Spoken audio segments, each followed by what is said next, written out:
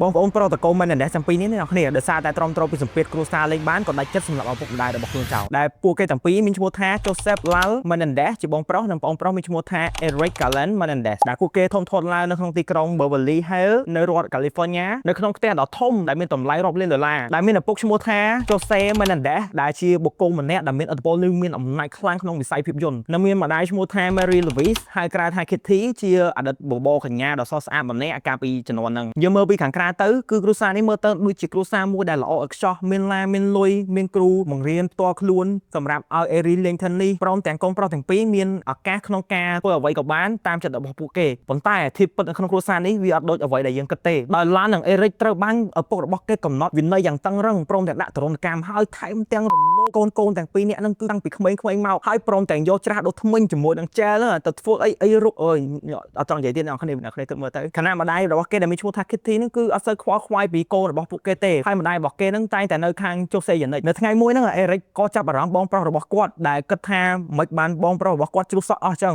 ឡងលក្ខណៈថាតំពេកមកអ្នកគ្នាចឹងទៅក៏ពួកគេទាំងពីរនាក់ដែលឡាយជាមួយនឹងអេរិកក៏បើកចិត្តនិយាយគ្នាហើយក៏ប្រាប់រឿងក្នុងចិត្តទាំងពីរនាក់ទៅគ្នាទៅវិញទៅមកដោយឡាហ្នឹងក៏បាននិយាយថាឪពុករបស់គេហ្នឹងបានធ្វើអីជាមួយនឹងគាត់តាំងពីគាត់នៅក្មេងដែលធ្វើឲ្យគាត់គិតច្រើនចឹងទៅអេរិកក៏គាត់លួងទៅបងប្រុសរបស់គេវិញដែរគាត់បាននិយាយថាបងប្រុសអើយសូម្បីតែខ្ញុំក៏លោកប៉ាធ្វើអ្វីៗមកលើខ្ញុំដូចគ្នាចឹងគាត់តាឡាលឺចឹងគឺគាត់ខឹងភ្លាមតែម្ដងក៏គាត់បានស្ទុះទៅនិយាយជាមួយឪពុករបស់គាត់ឈរទល់មុខគ្នានៅបានប្រាប់ហេតុផលថាមិនបានទៅធ្វើអារឿងទាំងអស់ហ្នឹងទៅលើប្អូនប្រុសរបស់គេហើយជូសេដែលជាឪពុកហ្នឹងក៏បានស្រែកទៅវិញថាចុះឥឡូវឯងក៏ហ៊ានម៉េចមិនក៏ហ៊ានមកឈរទល់ជាមួយយើងដែលជាឪពុករបស់ឯងចឹងយើងចង់ធ្វើអីលើពួកឯងក៏បានដែរពួកឯងជាកូនរបស់យើងទេយើងចង់សម្លាប់ចោលក៏យើងហ៊ានដែរគាត់បានអះអាងទៀតថាគាត់អត់ខ្វល់ទេមុខមាត់របស់គាត់គេឈ្មោះរបស់គាត់គឺសំខាន់ជាងពួកឯងប្រយ័ត្នខ្លួនទៅចំណែកម្ដាយរបស់គេក៏នៅទីហ្នឹងដែរដែល Kitty ហ្នឹងគឺគាត់អត់ខ្វល់ទេណាគ្នាគឺគាត់តែងតែនៅខាងជូសេរហូតអ្នកគ្នាគិតមើលទៅឪពុករបស់យើងមកគំរាមសម្រាប់យើងហើយណាគេមិនខ្លាចសូម្បីតែគាត់ពីរនាក់បងប្អូនក៏មានអារម្មណ៍ភ័យខ្លាចខ្លាំងដល់ថ្នាក់អត់ហ៊ានទៅចូលចិត្តឪពុករបស់គេផងរហូតដល់យប់មួយនៅថ្ងៃទី20សីហាឆ្នាំ1989គឺមានរឿងអ្វីមួយបានផ្លាស់ប្ដូរទាំងស្រុងដោយពួកគេទាំងពីរនាក់ហ្នឹងបានរៀបចំផែនការមួយកន្លងពេលហ្នឹងគឺឡាមានអាយុ21ឆ្នាំចំណែកឯអ៊ីរិចមានអាយុ18ឆ្នាំដែលពួកគេសម្រេចចិត្តថាទៅទិញកាភ្លើងស្នប់មួយនិងត្រឡប់មកផ្ទះវិញខណៈពេលដែលឪពុកម្ដាយរបស់គេហ្នឹងកំពុងតែមើលទូរទស្សន៍នៅក្នុងបន្ទប់ទទួលភ្ញៀវមួយអញ្ចឹងទៅបងប្អូនរបស់គេទាំងពីរនាក់ហ្នឹងក៏បានលោភចូលតិចចូលហើយបន្ទាប់មកក៏ផាំងគឺគាត់បានបាញ់ឪពុករបស់គាត់ពីក្រោយខ្នងចំកណ្ដាលក្បាលគឺធ្វើឲ្យឪពុករបស់គាត់ស្លាប់ភ្លាមហើយនឹងម្ដាយរបស់គាត់ដែលជា Kitty ហ្នឹងគឺគាត់ភ័យខ្លាចតក់ស្លុតខ្លាំងតែអញ្ចឹងទៅគាត់ក៏បានព្យាយាមរត់គេចប៉ុន្តែជាអកុសលអីដោយសារតែគាត់សយក៏បានរអិលដួលធ្វើឲ្យមានអាកាសទាំងពីរអ្នកបងប្អូនហ្នឹងក៏បានបាញ់ម្ដាយរបស់ខ្លួនជាច្រើនគ្រាប់រហូតដល់តែស្លាប់បន្ទាប់មកគេក៏បានរត់ចេញមកក្រៅផ្ទះភ្លាមហើយបងប្រុសរបស់គេដែលជាឡាហ្នឹងបានប្រាប់ទៅអេរិចថាអូខេឥឡូវឡាគួរតែសម្ដែងយំដើម្បីខកទៅប្រាប់ប៉ូលីសទៅអេរិចហ្នឹងក៏បានសម្ដែងធ្វើជាយំហើយខកទៅប្រាប់ប៉ូលីសហើយបាននិយាយថាគឺមាននរណាម្នាក់បានលួចបាញ់សម្លាប់ឪពុកម្ដាយរបស់ពួកគេនៅពេលដែលប៉ូលីសទៅដល់ទីតាំងកិច្ចកម្មនេះគឺគាត់បានសន្និដ្ឋានថាអាចនឹងតាក់ទងជាមួយនឹងការបាញ់សម្លាប់ពីក្រុមម៉ាហ្វៀនៅពេលដែលប៉ូលីសបានសួរគេទាំងពីរនាក់ហ្នឹងគឺគេបាននិយាយថាពួកគេបានទៅក្រៅហើយមើលភាពយន្តហើយដល់ពេលដែលគេត្រឡប់មកវិញហ្នឹងគឺបានឃើញអាករណីកិច្ចកម្មនេះកើតឡើងសូម្បីតែប៉ូលីសក៏ជឿពួកគេទាំងពីរនាក់ហ្នឹងដែរ Sorry, kill my parents. Pardon me? Sorry, kill my parents. What? Who? Are they still there? Yes. The people... No. Were they shot? Yes, man, were they shot? Yes. They were shot? Yes. 102 What happened? Stand up! ប៉ុន្តែក្រោយមកសកម្មភាពរបស់ពួកគេនឹងធ្វើឲ្យមានការសង្ស័យបន្តិចម្ដ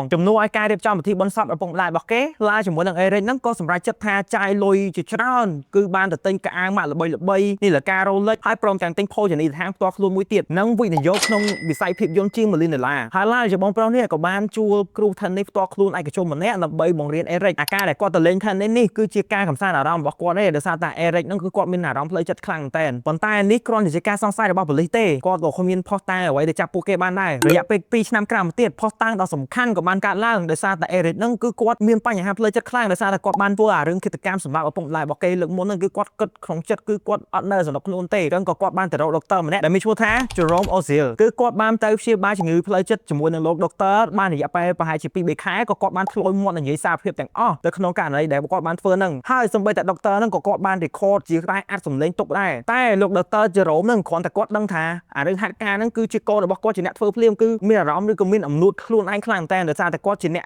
ដែលចាក់បានឃាតករអញ្ចឹងទៅក៏គាត់បានទៅអួតប្រាប់មិត្តស្រីរបស់គាត់ម្នាក់ទៀតដែលគាត់បាននិយាយថាគាត់នឹងទុកខ្សែអាចសម្លេងនេះដើម្បីគម្រាមបងប្អូនទាំងពីរនាក់នេះយកលុយឬក៏ដាក់អាជីវកម្មនិងលុយផ្ទាល់ខ្លួនរបស់គាត់រកស៊ីជាមួយនឹងបងប្អូនទាំងពីរនេះមិត្តស្រីរបស់គាត់គឺមិនអស់ចិត្តទេគាត់ក៏គិតថាស្អីជាតម្លៃ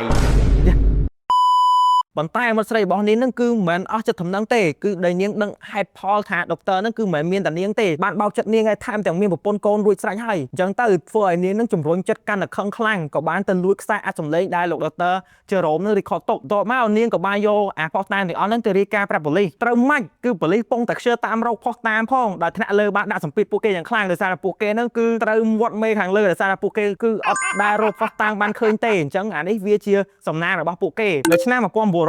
ហ្នឹងបងប្អូនទាំងពីរនាក់ត្រូវបានចាប់ខ្លួននៅថ្ងៃឡើងតុលាការក៏បានមកដល់អ្នកការពារក្តីរបស់បងប្អូនប្រុសទាំងពីរនាក់ក៏បានអះអាងថាពួកគេទាំងពីរនាក់សម្រាប់ឪពុកម្ដាយរបស់ខ្លួនហ្នឹងគឺដោយសារតែពួកគេរងទុក្ខទរណកម្មជាយូរឆ្នាំមកហើយប៉ុន្តែខាងដើមចោទវិញបានចោទថាគាត់ហ្នឹងគឺសម្រាប់ឪពុកម្ដាយរបស់ខ្លួនដោយសារតែទ្រព្យសម្បត្តិនិងហេតុផលលោភលន់ការកាត់ក្តីលើកនេះគឺពួកគេទាំងពីរអត់បានទទួលទោសនៅឡើយទេដោយសារតែពីរនាក់បងប្អូនគេទាំងពីរនេះគឺបកកែសម្ដែងខ្លាំងមែនទែនការកាត់ក្តីលើកទី2ក៏ចូលមកដល់នៅក្នុងឆ្នាំ1996ដោយបងប្អូនទាំងពីរនេះគេបានសម្រេចចោទថាគាត់ជាអ្នកប្រព្រឹត្តអំពើឃាតកម្មនេះហើយផ្ដល់ទោសឲ្យពួកគេជាប់ពន្ធនាគារអស់មួយជីវិតដោយគ្មានថ្ងៃដោះលែងในការកាត់ទោសនឹងគឺអេរិចជាមួយនឹងឡាលបាននៅគុកមួយគ្នាទេដោយសារតែពួកគេត្រូវបំបែកចេញពីគ្នាតែឆ្នាំ2018នឹងរយៈពេល22ឆ្នាំដែលពួកគេបែកពីគ្នានឹងក៏បានជួបគ្នាវិញនិងបានរស់នៅគុកជាមួយគ្នាអរគុណអ្នកស្រីដែលបានមើលដល់ចប់បើសិនជាអ្នកនរគ្នាចង់ទៅមើលរឿងនឹងពេញអាចទៅមើលបានដោយសារតែខ្ញុំនិយាយទាំងអស់នឹងគឺខ្ញុំសង្ខេបខ្លាំងមែនទែនដោយសារតែអារឿងទាំងអស់នោះគឺវាវែងឆ្ងាយមានតឡាការមាននៅក្នុងគុកជីវិតរបស់ពួកគាត់គឺវែងឆ្ងាយខ្លាំងមែនទែនបើសិនជាអ្នកនរគ្នាចង់មើលរឿងពេញអ្នកនរគ្នាអាចទៅ search ចំណងជើងនៅខាងលើនេះបាននិយាយទៅ